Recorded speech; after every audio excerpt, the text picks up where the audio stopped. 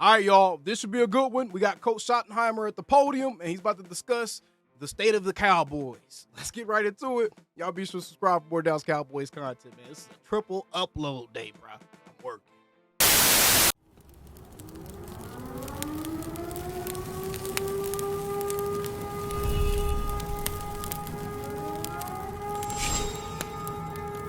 Man, shut your up. All right, let's roll it. Morning. The hat queen. It almost look weird. Does anybody else think Schotty look weird with a regular hat on? With a regular hat, Schotty look kind of weird, boy. Hey, put the visor back on, Schotty. Yeah, well, part of the issue with Nate was we didn't have many snaps in the first quarter, as you guys know from watching the game. We didn't start very fast as a football team. But again, we're going to go through those, Calvin, here in the next couple of days and have a plan. What I would say to you guys, the biggest thing for us that I'm excited about is we got 2 padded practices on Tuesday, Wednesday, a little practice before we get out of here on Thursday. So we got a little heavy lifting this week, which is going to be great, and we need it. Subscribe to the theory that young offensive linemen need snaps, not so much in practice, but in live games before the start of the regular season. Yeah, I think they have to play some. I think what's the magic number? I don't think that there is a magic number. I think we get some great work against our guys every day. But, I do think that they need to play some. I think most young players need to play some. And I think you'll see that when you watch us line up against Baltimore this week. Okay. DLLS Cowboys. Okay, so we got our first bit of information right there. He pretty much just let us know some of the young guys will be playing against Baltimore, man. Tyler Booker and some of them other boys. Good as they seem or as bad as they seem, what was your assessment of the preseason game after watching this game? Yeah, I think, I just went through this with the team, so it's obviously, pretty fresh in my mind. I think, we didn't start very fast, and think, the defense, the Rams won the toss, they accepted the ball, they went right down the field. We got to get better of getting off the field, 3rd and 4th down. We weren't great with that. I think, the offense obviously, threw it 6 straight times, and we wanted to sling it around a little bit with Joe. But again, we got to win 1st and 2nd down. I think that was a big part of it. I did not like our discipline. The penalties with the offense, 6 pre-snap penalties, that wasn't great. Some of the sideline substitution wasn't very clean. 100%. And then, if anything, that's probably one major thing I'm going to keep an eye on is the discipline. I think you can kind of look at that and be like, all right, are they getting better? Is he making adjustments? Are they reacting to his adjustments? You can take a look at that type of thing. The thing I talk to the guys about is seizing momentum. As you go through the preseason games when, you obviously want to win, but it doesn't go against your record when you lose or if you win. But you have to learn how to grab momentum. And there was a couple opportunities in that second half where I felt like we had a chance to grab momentum, and Clarence, we really didn't do it. So, we turned the ball over, and then goes out there. He makes a great interception. We get the ball back. We miss a deep cross, and we go 3 and out. Well, It's a lost opportunity for momentum. Yeah. Then on the other end of it, we drive down the field, put together a nice drive. This is already better than any press conference Mike McCarthy ever did after any game. Early in the 4th quarter. He's talking football. For a touchdown and make it a 24-14 game, and the defense goes out there and allows a 5 or 6 play touchdown drive. Like, momentum swings in the National Football League and in competitive sports is huge, and our guys need to understand how to maximize those opportunities because so much can be gained from swings and momentum and things like that. So I thought the guys played really, really hard. They really did. They competed hard, for 60 minutes, and definitely a lot of things to clean up. But we spent a lot of time today on the things that we need to improve, which I hit most of those as a general team. Talk about sideline substitutions. Do you take that personally as the head coach? Of course. Yeah. I mean, to have 6 pre-snap penalties on the offense is awful. It's awful, and it's not going to be accepted. Like, we're not going to allow that to happen. They only had 11 penalties for the whole game, so having 6 pre-snap penalties is crazy, and that is a recipe to essentially end any drive. It's going to kill any drive, bro. We told the guys today, if you're going to commit pre-snap penalties, which means I can't line up the right way as an offensive lineman, I shave my motions, and we're not going to play you. Why? Because why would you put yourself at a disadvantage and say, hey, I'm going to cost myself 5 yards here? And, Schotty! Hey, after the first preseason game, he already letting guys know, hey, if you can't do this, I'm not playing you, bruh. Ooh-wee. Okay, Schotty. Again, the officials did a good job. They're trying to warn us. And so we went back and we've defined again, second time, hit the define the way we talk about our offensive lineman, alignment, level 1, level 2, all those things. But, if we're not a disciplined football team, that starts with me as a head coach and the coaching staff. Love that. You you're not going to tolerate it. How does that manifest itself? What does it look like not tolerating? Yeah, guys don't play. He just doesn't mean if said CD it. shaves, I'm taking him out forever. Yeah, I mean, let's be very straight about that. Yeah. CD, don't shave wherever you are. Don't shave. But if it's a consistent habit and they keep doing it and you're trying to correct it and it doesn't get taken care of, then they're He said it. He said he wasn't going to play him, Tim. Understand, or they're just kind of saying, they don't see the importance of it. And my job and the coach's job is to make sure they understand the importance of playing with discipline, because why are you going to give up free yards? And I think of the 6, 2, I know for sure, maybe 3 were in the red zone. And it's like, okay, why were we 0 for 2 in the first half scoring touchdowns in the red zone offensively? Well, we get down in there and we push ourselves back. So that was definitely addressed. Ryan Todd Archer with ESPN. You told us last week that after the game, you'll start thinking about the 53 with the group and things. Is there a worry at your cornerback spot? Well, I wouldn't say, Todd, that I think we start thinking about the 53. I think we got a long way to go on this thing. I think what I meant, or what should have been taken, was we're moving guys around on the depth chart because of the fact that we've got, again, 2 physical padded practices coming up this week. We've got another one on Thursday. We play a very physical team on Saturday against Baltimore at home opener, which should be a blast. But, it's premature for us to start thinking about the 53-man roster. I'll get to your question. But, to me, that's what this is about. Part of the process right now is, okay, these guys played well. This guy needs to get more reps. This guy gets a little bit less reps. We communicate that to them. Hey, here's why you're getting less reps. It's because of X, Y, Z. It's not a punishment. It said, hey, maybe this guy's doing better than you, or maybe you didn't play very well, and that's why. But in terms of the cornerback depth, I think, we're getting guys reps that need it. I thought, a guy like Booth, did some good things. Iz made a beautiful interception. And I do think that we have some guys that hopefully will be back sooner than later. But right now, we're still in the process of competing every day. And with Micah, as you get into later days out here, how do you guys challenge him to Man, come on, man. Come on with the Micah questions. make sure he's staying on top of it when he's not practicing? Yeah, again, it's the meetings, it's the talk through, it's all those things that we've already addressed, and Micah knows the importance of having his mind ready to roll. Man, yeah, thank you for the short, succinct Micah answer, Schotty. Damn, y'all are, bro. I get it, star player, but bro, this is a press conference after the game, man. There's so many questions and so many things that we can ask and get answers to. Man, leave the Micah Parsons questions for after training camp practice or something else, bro. Like, come on, man. Do you have any update on Jaden Blue and Miles Sanders? Just kind of what's going on with Micah? Yeah, I think they're both going to start doing something this Jaden week. Blue and Miles John, Sanders. I'll figure it out when I get in there after we have this meeting here. Today's kind of a lighter day. Today's a stay program where we're taking care of their bodies a little bit. So that buys guys that are coming off bumps and bruises to kind of get back healthy, and we'll do a mock a little bit later tonight. But I think both those guys, we should see some significant progress with them this week, and we'll see. But hopefully they can both play in the game. Yeah, same thing. He's fine.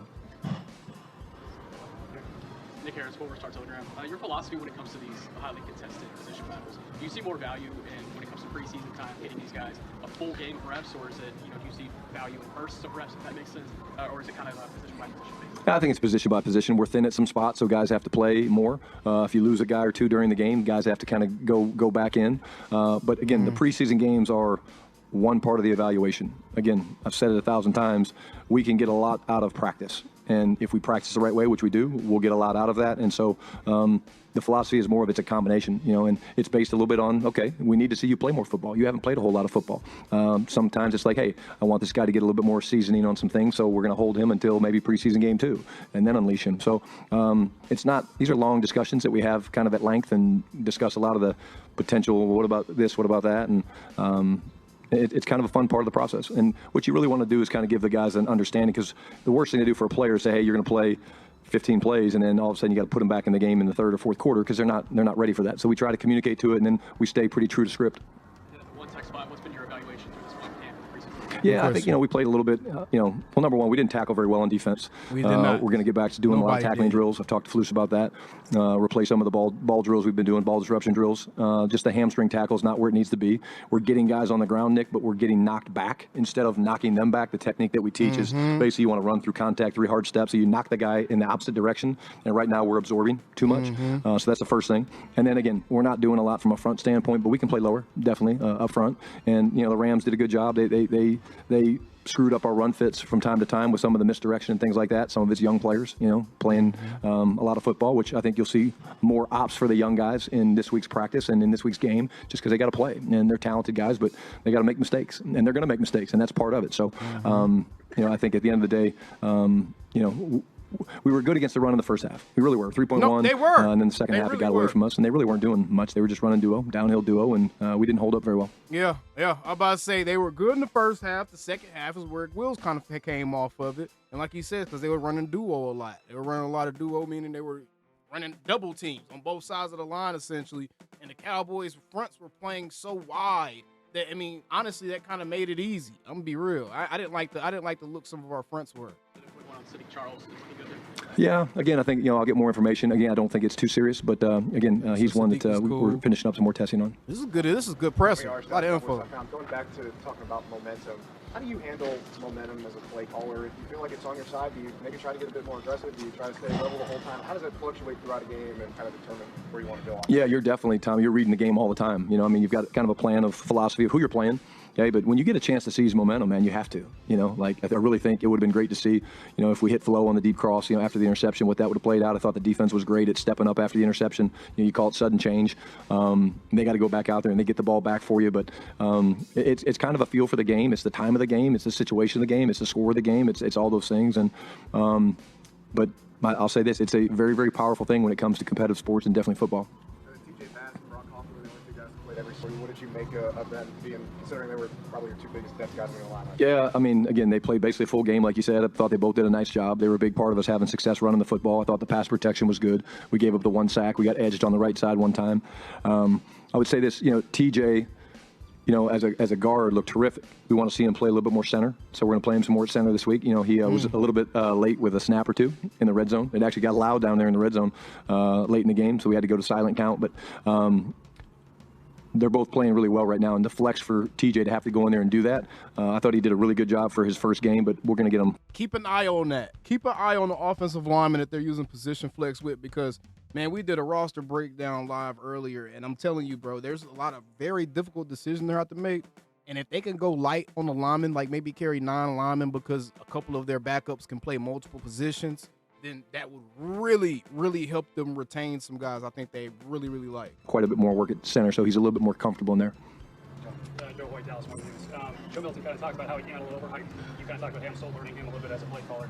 Is there a way as a play caller you can kind of curate calmness with the quarterback? Yeah, for sure. And we actually talked about that with quarterbacks, and it was just good. Hey, how can I help you? He was revved up. A lot of those guys get revved up for his preseason game, want to go and set the world on fire, and it's not about that, and that goes for play callers too. Like, hey, let's let's go put 50 on these guys. It's like, no, not that. But I think he settled down and he found his rhythm, and I kind of went over there and joked with him on a couple things, and in the second half, and that talking to him, it kind of settled him down a little bit, and I think that's part of the relationship, and that's why you guys always ask about. I like that. Did Mike McCarthy ever do that with any of our players? Did we ever see Mike McCarthy counsel anybody that actually tangibly calmed them down or helped them kind of be more in a moment? I like that. That's a nice little nugget. The relationship with me and Dak, and Joe's an incredible competitor, and such a bright future. But I'm still learning him different than Dak and how to communicate with him, and really good meetings today with the guys. We talked a little bit last week about wide receiver 3. What are you hoping to see at Jalen Tolbert as the rest of the season? Well, I think JT's a guy that I like to challenge because I know anytime I challenge him, he steps up and accepts the challenge. Had a great punt return, got called back as a penalty, a 20-something yard punt return. That was cool to see. I think the consistency of it. I mean, anytime a guy comes out of off a season where he has 7 touchdown passes, leads the team. I mean, he's just a guy that's going to always do right. He's going to block. He's so Tolbert is making this roster, and y'all could kill it with the Tolbert trade rumors. Whoever started that, whoever perpetuated that and gave it life, bruh, y'all trifling.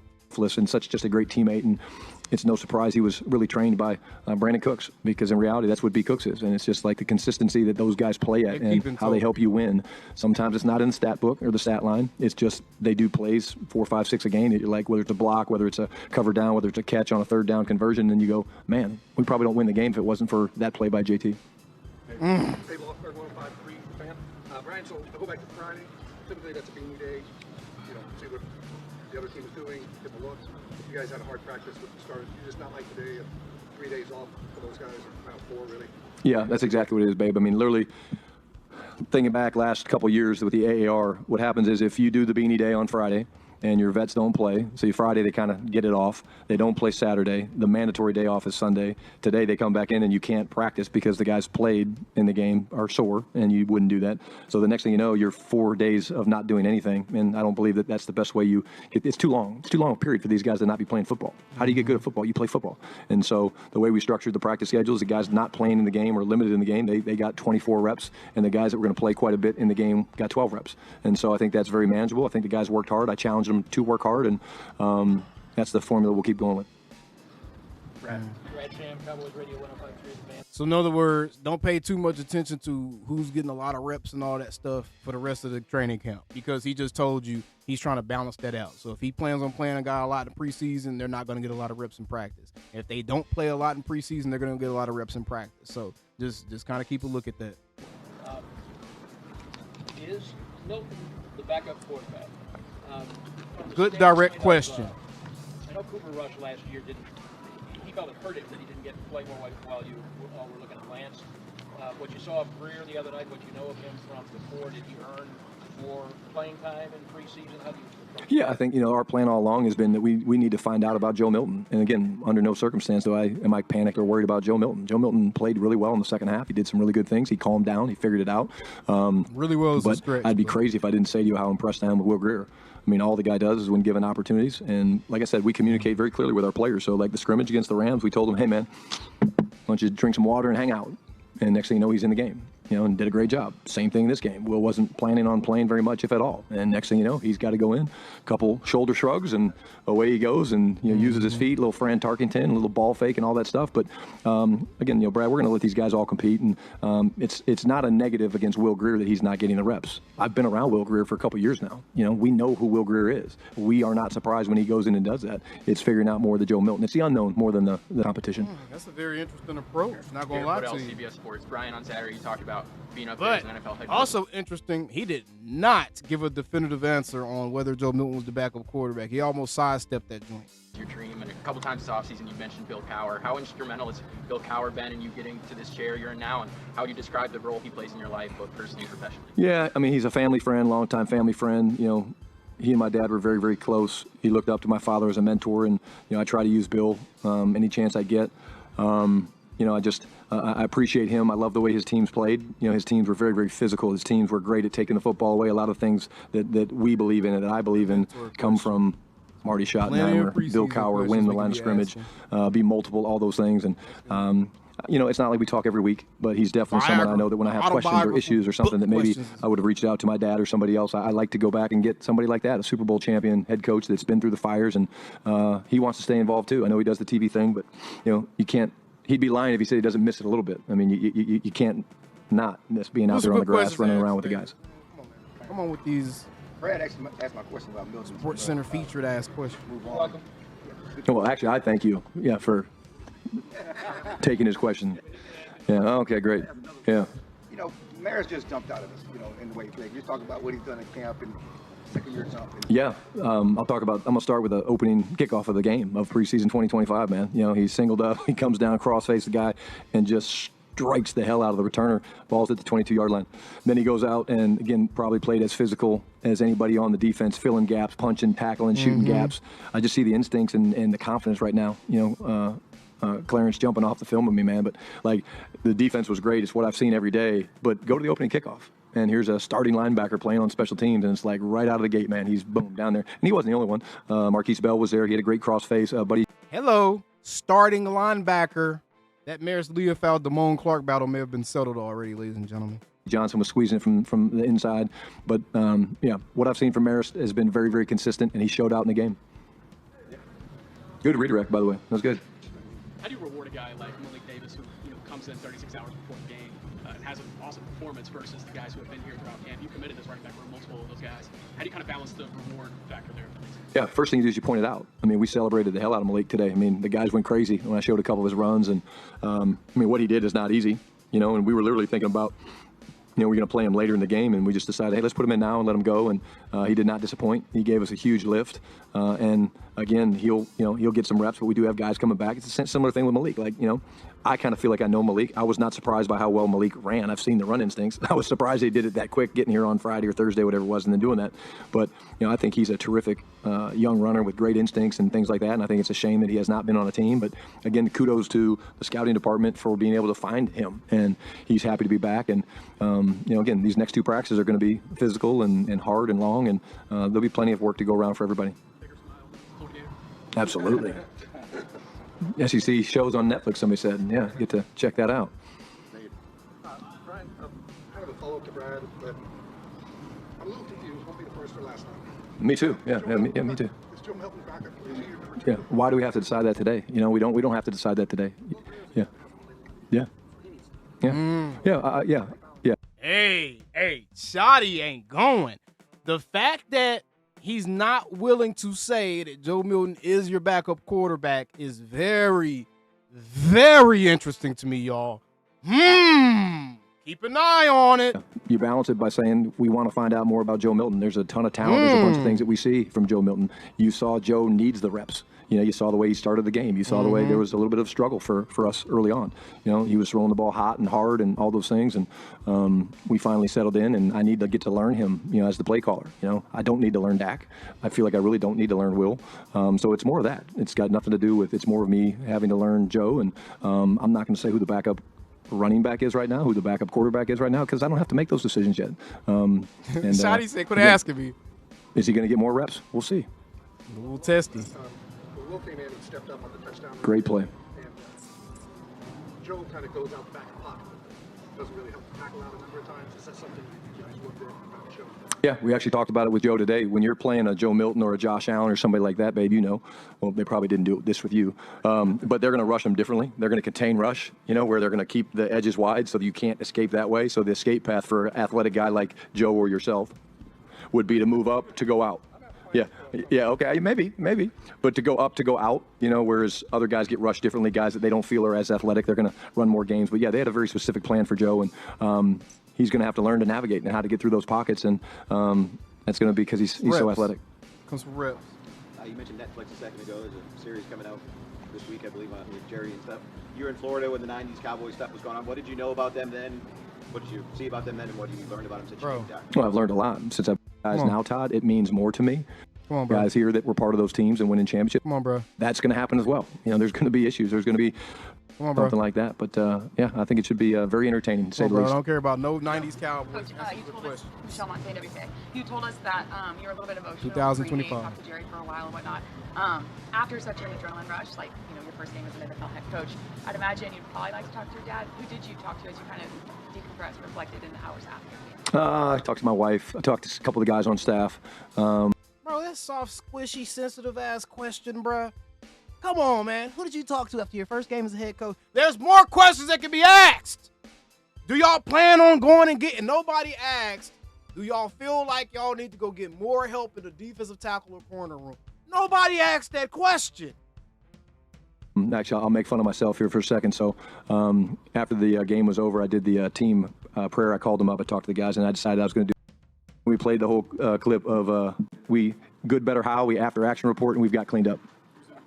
It's either going to be the team chaplain or someone a little bit more calm than me. We talked about the numbers at corner, Diggs and Revel. Is there a decision with them? Do you fear that I won't have them in September? Yeah, again, I think, Calvin, I get that you have to ask a question. I think, both guys are doing what they're supposed to do, and it's going to, like I said, I do believe there's good news on the way, for a number of these guys that, are injured, that hopefully we will have them in September. I'm talking about multiple guys at multiple spots, but you never know. And, again, at the end of the day, it's one of those things that you take it day by day. And my number one concern is that they're doing everything that they're supposed to be doing with Britt and Jim and our training staff and our doctors to do that, and then keeping them engaged, which you guys have always asked about, keeping them engaged with meetings and, doing some of the things that they can watch and things like that. So that's the biggest thing we're focused on right now. Guys coming back from that injury report. What's up with the guys? Is he a little bit further ahead than Revel based on what the medical people are telling you? Yeah, I mean, they're both out there, but yeah, I think, right now Trayvon's doing some great things. And again, I like to go watch those guys work out when they're working with Britt. Man, I hate people keep comparing Trayvon and Savon Rebel's injuries. Yes, they play the same position. Yes, they both got messed up knees. Bro, Diggs had to go get some cartilage removed, bro. He had almost like a cleanup surgery. Revel actually messed his ACL and MCL and all that stuff up, bro. It's going to be a longer recovery. Why people keep trying to put them on the same timeline? Just during special teams, and I think he's doing a nice job, and I'm on him. I'm on him. I want him back. I want him back for him. I really do. He's been through a lot, and I want him back for him. And whether that's game 1, game 2, game 3, whatever it looks like, and it's not because he can help us win, which he certainly can do, but I care about him as a person, and I want it for him to get back on the field because he loves to play so much. Sorry, last one. I know you said there. Smaller crowd today. You guys get multiple questions. I know you said you wouldn't say the backup running back. Is Javonte your starter? I'm not going to name the starter right now either. Javonte's having a great camp. Again, I'm not going to say he's the starter, but Javonte's having a hell of a camp, and I love the kid's professionalism. I love his professionalism. I love everything that he does. He's so smart. Having a terrific camp. You good? Yeah, no. Just piggybacking on what he asked you about Trayvon with Mike. Certainly, we've seen him out here watching practice, but what do you know about how he's keeping himself in shape and ready to play football if and when he does decide to start practicing? The one thing that in the past, a guy has to practice, he gets out there the first week, soft tissue injury. Yeah, I think that's the benefit of him being here. You know what I'm saying? I think the fact that he's here, he can do some things. He's out there in his hot suit or whatever he's doing and stuff like that. But there's a plan. There's a plan for him to get in shape. But I do think that's the benefit of a guy being here as opposed to someplace else. All of our medical people are here. All of our trainers and strength coaches. That definitely helps. So he's out there doing other things. Yeah, he's doing some things for sure. Thank you. Good. Thank you, guys. Okay, that was honestly a very, very insightful interview from Coach Brian Schottenheimer. Let me know down in the comments below what kind of caught your attention. He spoke on a lot of stuff there. Injuries, we got some good news coming with that. He's not ready to name backups or starters. Joe Milton kind of seems like, I could have sworn they gave a more definitive answer as it pertains to Joe Milton's role on the team earlier this offseason. Kind of seems like they're like, oh, he has a lot more growing to do than we thought. So it kind of seems like that battle for QB2 may be actually wide open right now. Lot of good information in that, though. Love how Schotty actually talks football. He breaks down what's actually happening, what's wrong. He's specific in issues that he's noticing and what he's addressing. And that kind of, to me, gives all of us as fans insight as to where our team honestly is. And I think Schotty kept it 100, bro. Everything he said was pretty much what you would see if you watched that game back. Again, appreciate you guys tuning in. Until next time. Bow! Calling me, texting me, paging me, asking me, am I still the ball? Y'all usually check on me. Listen. I'm still them boys. Hey! Woo! Hey! I'm still them boys.